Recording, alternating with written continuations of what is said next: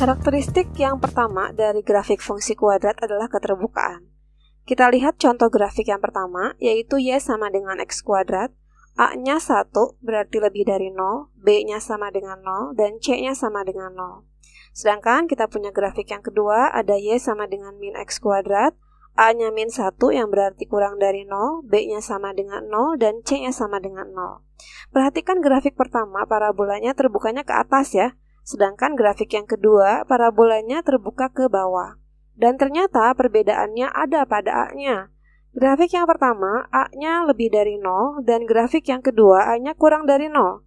Jika kita buat kesimpulan, maka kalau A-nya lebih dari 0, parabolanya akan terbuka ke atas. Sedangkan kalau A-nya kurang dari 0, maka parabolanya akan terbuka ke bawah.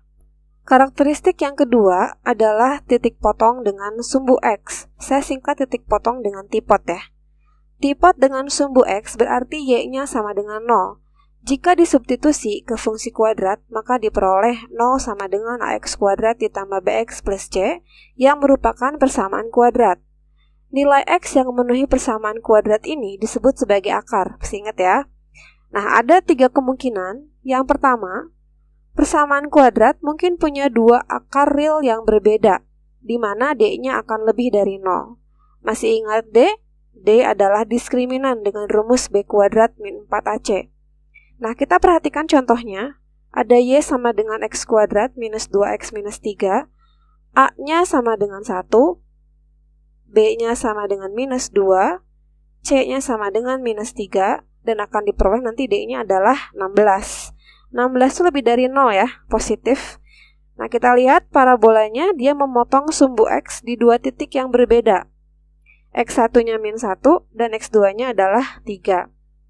Untuk mencari X1 dan X2, kalau tidak digambar bagaimana? Maka kita bisa faktorkan persamaan kuadratnya, atau boleh gunakan rumus ABC. Sehingga kita bisa simpulkan bahwa jika D-nya lebih dari 0, jika diskriminannya lebih dari 0, maka fungsi kuadrat akan memotong sumbu X di 2 titik. Kemungkinan yang kedua adalah mungkin persamaan kuadrat punya 2 akar real yang sama, yang berarti D-nya sama dengan 0. Artinya, X1 dan X2 kalau dia adalah akar dari persamaan kuadrat, untuk D sama dengan 0, maka X1-nya akan sama dengan X2. Perhatikan contoh Y sama dengan min X kuadrat.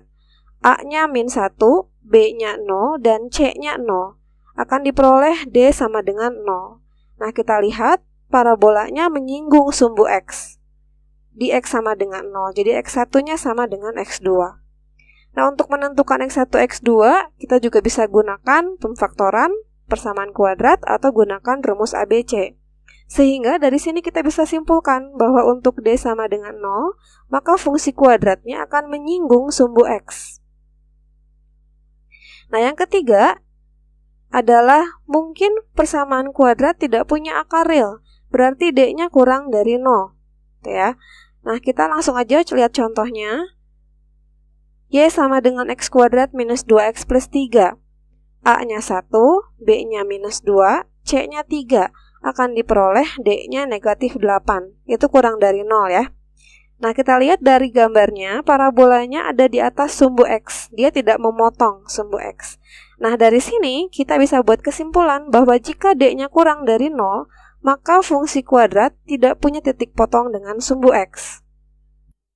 Selanjutnya kita lihat hubungan antara grafik fungsi kuadrat dan sumbu X.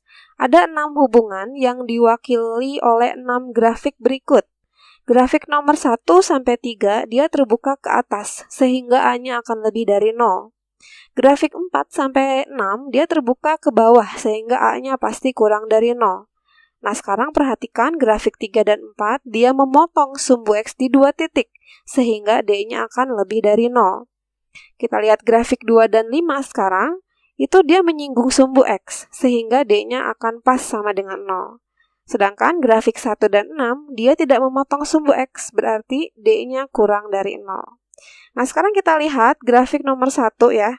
Grafik ini disebut grafik yang selalu berada di atas sumbu X, yang berarti nilai fungsinya akan selalu positif. Nah, fungsi yang selalu positif disebut sebagai fungsi yang definite positif. Kalau kita lihat sekarang grafik 6 dia grafiknya selalu di bawah sumbu X ya. Berarti nilai fungsinya akan selalu negatif. Nah, fungsi yang selalu negatif disebut sebagai fungsi yang definite negatif. Karakteristik yang ketiga adalah tipot dengan sumbu Y. Tipot dengan sumbu Y berarti X sama dengan 0. Jika disubstitusi ke fungsi kuadrat akan diperoleh Y sama dengan C. Sehingga tipot dengan sumbu Y adalah 0, C. Perhatikan grafik fungsi kuadrat Y sama dengan min X kuadrat dikurang 2X tambah 3. Tipot dengan sumbu Y itu ada di bagian positif. Dan C lebih dari 0. Sehingga kesimpulannya, jika C lebih dari 0, titik potong fungsi kuadrat dengan sumbu Y ada di bagian positif. Sekarang kita ke grafik yang kedua. Y sama dengan min X kuadrat dikurang 2X. Tipot dengan sumbu Y tepat ada di O, 0,0. Dan C sama dengan 0.